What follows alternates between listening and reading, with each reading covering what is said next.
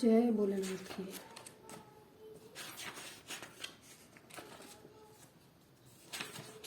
सोलह सोमवार व्रत कथा पढ़ने जा रही हूँ मैं। इसमें मैं आपको बुक दिखा दूँगी। ये देखिए, ये पुस्तक है 16 सोमवार व्रत कथा की, ठीक है। और यहाँ से ये 16 सोमवार व्रत कथा, यहाँ से कथा प्रारंभ है। अभी कथा प्रारंभ करते हैं। मृत्युलोक में भ्रमण करने की इच्छा करके एक समय श्री भूतनाथ भगवान भोलेनाथ माता पार्वती के साथ मृत्युलोक में पधारे।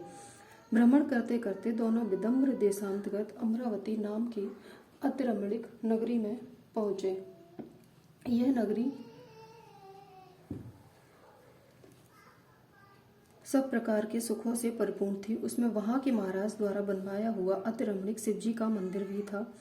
भगवान शंकर भगवती पार्वती के साथ उस मंदिर में निवास करने लगे। एक समय भगवान भोलेनाथ को प्रसन्न देख माता पार्वती ने चौसर खेलने की इच्छा व्यक्त की। शिवजी ने प्राण प्रिया की बात को मान लिया और चौसर खेलने लगे। उसी समय मंदिर का पुजारी मंदिर में पूजा करने आया। माता पार्वती से पुजारी ने प्रश्न किया, हम दोनों में से किसकी जीत होगी? वह ब्राह्मण बिना विचारे शीघ्रता से बोल उठा, महादेव जी की जीत होगी। थोड़ी देर में बाजी समाप्त हो गई और पार्वती जी की विजय हुई। पार्वती जी बहुत क्रोधित हुई और ब्राह्मण को बिना विचार किए बोलने के अपराध के कारण कोढ़ी होने का श्राप दे दिया। पुजारी कोढ़ी हो गया। पुजारी को श्राप कष्ट भोगते हुए जब बहुत दिन हो गए, तब एक दिन देवलोक की अप्सराएं शिवजी की पूजा हेतु उसी मंदिर में आई और पुजारी से उसके रोगी होने का कारण पूछा। पुजारी ने सारी बात उन्हें बता दी। उनमें से एक अप्सरा बोली, हे पुजारी, भगवान शिव तुम्हारे कष्ट को दूर कर देंगे। तुम भक्ति भाव से सब व्रतों में श्रेष्ठ 16 सोमवार का व्रत किया करो। पुजारी ने जब व्रत की विधि पूछी तो अप्सरा ने बताया, सोमवार को भक्ति के साथ व्रत करें, स्वच्छ वस्त्र पहने, संध्या व उपासना के बाद आधा सेर गेहूं का आटा लें, उसके 3 हिस्से करें और घी, गुड़, दीप, नैवेद्य, पुंगीफल, बेलपत्र, जनेऊ, जोड़ा, चंदन, अक्षत, पुष्पादि के द्वारा प्रदोष काल में भगवान शंकर का विधि पूर्वक पूजन करें। तत्पश्चात 3 हिस्सों में से एक शिवजी को अर्पण करें, बाकी 2 को शिवजी का प्रसाद समझकर उपस्थित भक्तों में बांट दें और आप भी प्रसाद पाएं। इस विधि से 16 सोमवार व्रत करें। 17वें सोमवार को पाव से पवित्र गेहूं के आटे की बाटी बनाएं, उसमें घी और गुड़ मिलाकर चूरमा बनाएं, भगवान भोलेनाथ को भोग लगाकर उपस्थित भक्तों में बांटें। इसके बाद कुटुंब सहित प्रसाद लें। ऐसा करने से आपके सभी मनोरथ पूर्ण होंगे। ऐसा कहकर अप्सराएं स्वर्ग को चली गईं। ब्राह्मण ने यथाविधि 16 सोमवार व्रत किया तथा भगवान शिव की कृपा से रोग मुक्त होकर आनंद से रहने लगा। कुछ दिन बाद शिवजी और पार्वती फिर उस मंदिर में पधारे। ब्राह्मण को निरोगी देख पार्वती जी ने ब्राह्मण से रोग मुक्त होने का उपाय पूछा तो ब्राह्मण ने 16 सोमवार व्रत की कथा सुनाई। पार्वती जी अति प्रसन्न हो ब्राह्मण से व्रत की विधि पूछकर स्वयं भी व्रत करने लगी। व्रत करने के फलस्वरूप उनके रूठे पुत्र स्वामी कार्तिकेय माता के आज्ञाकारी हो गए।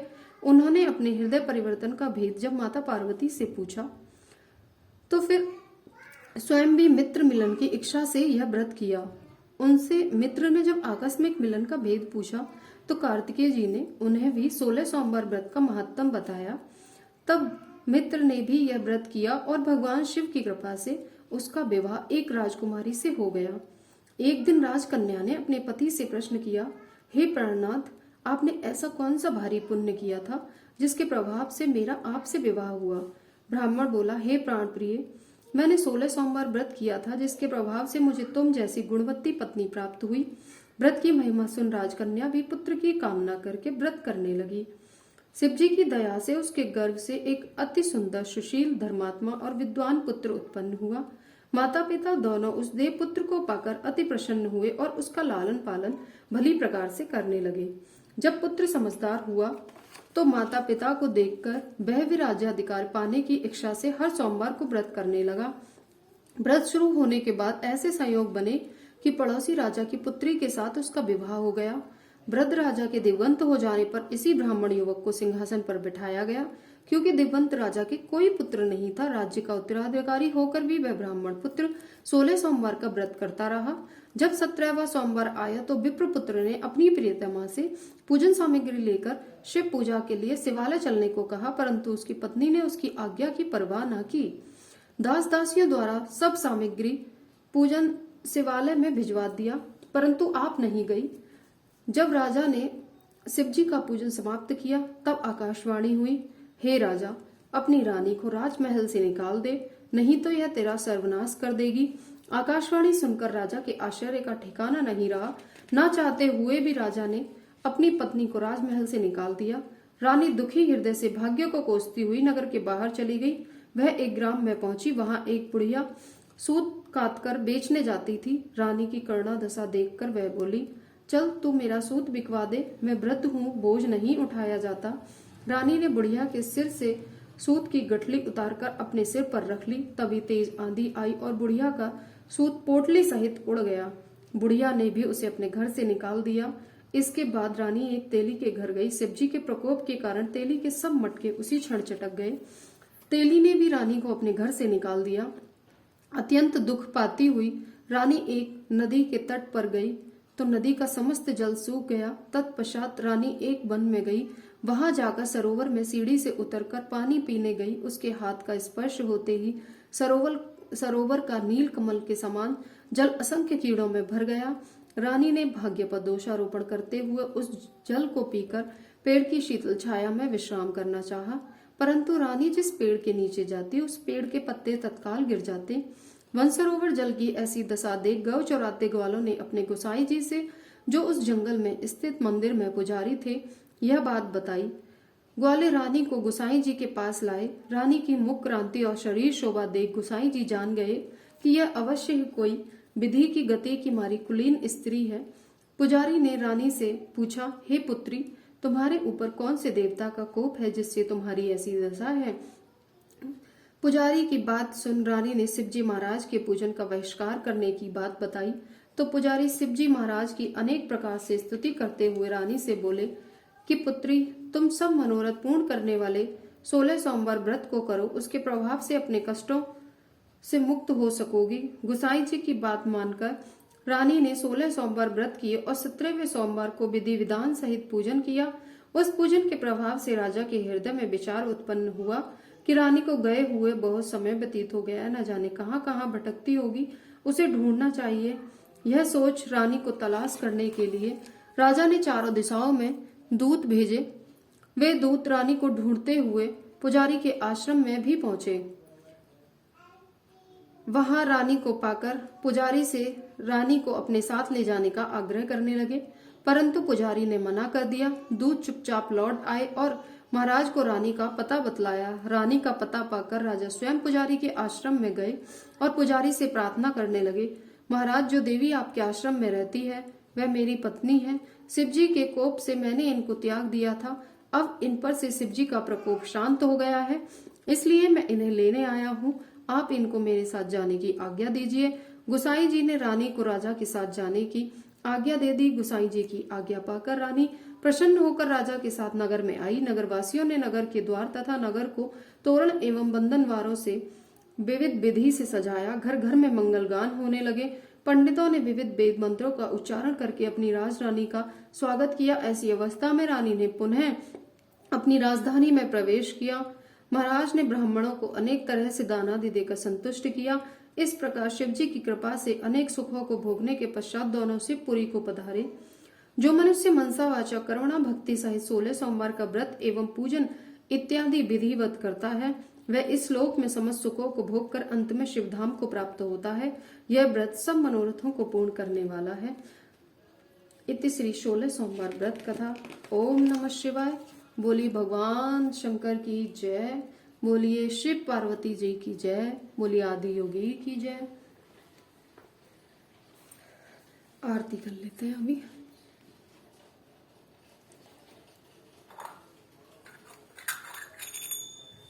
हर हर महादेव, हर हर महादेव।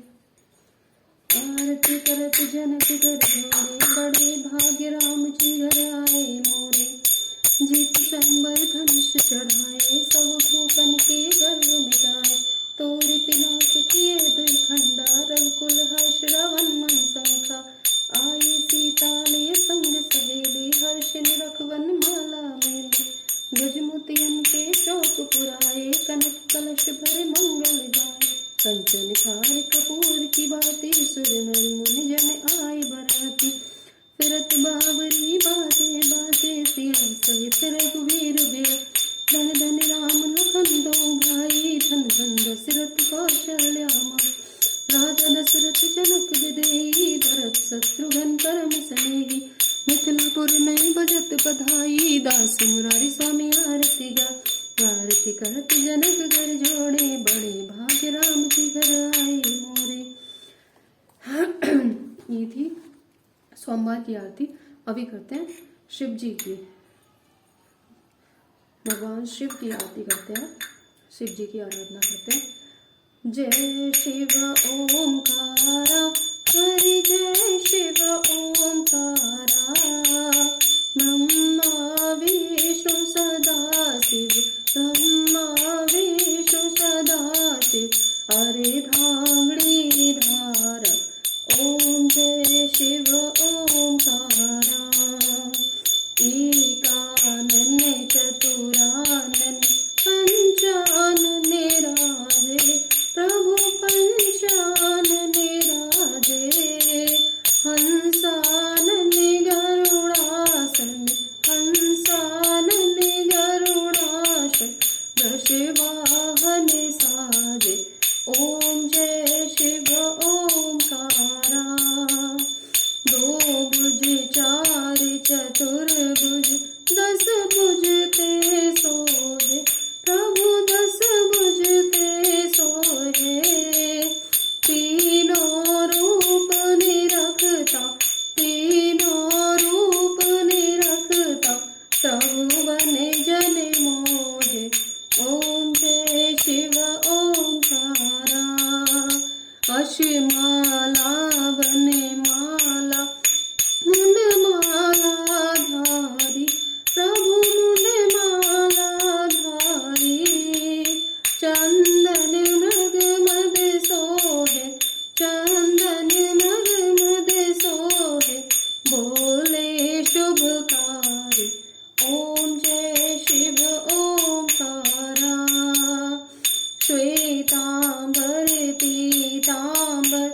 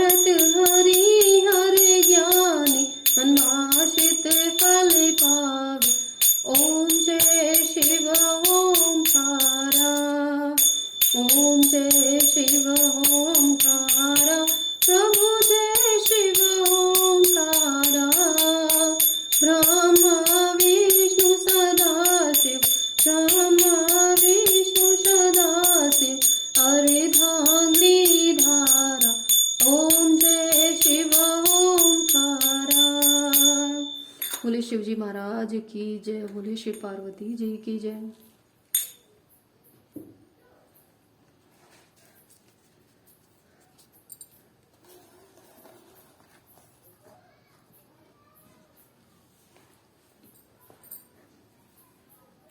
जय शिव शंकर, हे शिव शंकर, करुणा कर, सुन लो मेरी पुकार, शुद्ध विनती बोलूं। जय हो भोलेनाथ की जय हो प्रभु। भोग अर्पण करें प्रभु, स्वीकार करें प्रभु। हम भोग अर्पण कर रहे हैं आपको, स्वीकार करिए प्रभु।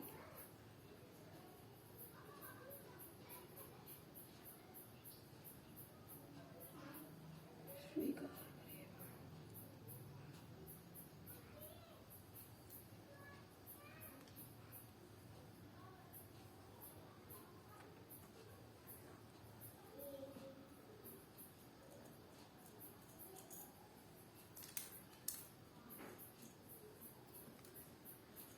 ओम नमः शिवाय, ओम नमः शिवाय, ओम नमः शिवाय, ओम नमः शिवाय, ओम नमः शिवाय, ओम नमः शिवाय, ओम नमः शिवाय। प्रभु ओम नमः शिवाय।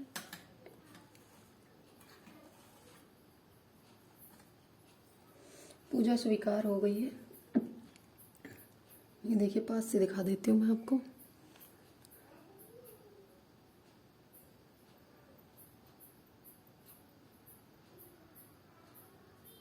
देख पा रहे होंगे आप, फूल बना है पूजा में। ये देखिए, नंदी का पाँव बना है। बोली हर हर महादेव। ये गंगा जल है।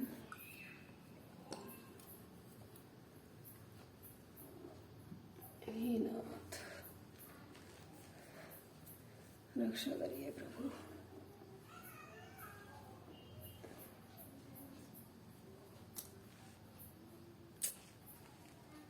जय हो प्रभु।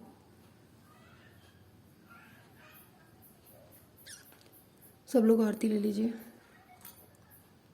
ये लीजिए, मैं सबको दे देती हूँ। बोलिए हर हर महादेव। मिलते हैं नेक्स्ट कथा में।